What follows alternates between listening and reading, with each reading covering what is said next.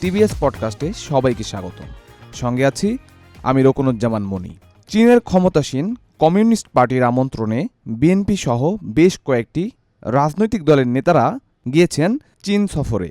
তবে সেখানে জাতীয় নাগরিক কমিটির কেউ আছেন কিনা তা নিয়ে তৈরি হয়েছে ধোঁয়াশা। যদিও চীনের কমিউনিস্ট পার্টির আমন্ত্রণে জাতীয় নাগরিক কমিটির পক্ষ থেকে কেউ দেশটি সফরে যাচ্ছেন না বলে জানিয়েছে সংগঠনটি। আজ আমরা কথা বলবো এসব বিষয়ে।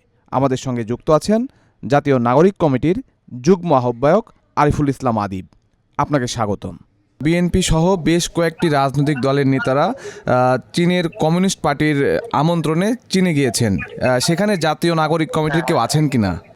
না, জাতীয় নাগরিক কমিটির প্রতিনিধি হিসেবে কেউ নাই। কিন্তু আমরা বিভিন্ন মাধ্যমে শুনছি যে জাতীয় নাগরিক কমিটি থেকেও গিয়েছেন। তাহলে তারা আমাদের যুগ্ম আহ্বায়ক আলী হাসান জুনায়েদ ভাই, যুগ্ম সদস্য আলী রাফেজ সালমান রিফাত আর সম্মুখত গিয়েছেন, কিন্তু তারা জাতীয় নাগরিক কমিটির প্রতিনিধি হিসেবে না।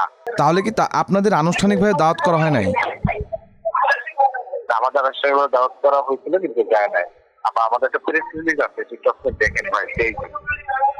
জি, আপনারা সেখানে বলেছেন যে আপনাদের প্রেস রিলিজে যে যদি কেউ যেয়ে থাকে তাহলে ব্যক্তিগত, কিন্তু তারা তো আপনাদের পার্টির সঙ্গে যুক্ত।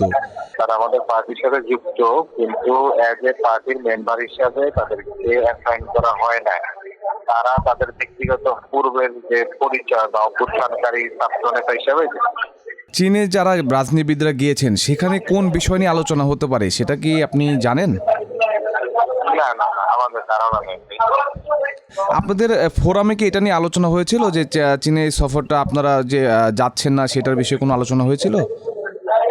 না, এটা আমাদের ওই আপনার কূটনীতিক সেল আছে, তাদের একটা সিদ্ধান্ত ছিল যে দল গঠনের আগে আমাদের কোন সদস্য ওইভাবে কোনো এম্বাসি কেন্দ্রিক কোনো ইনভাইটেশন আপাতত যাবে না দল ঘোষণার আগে।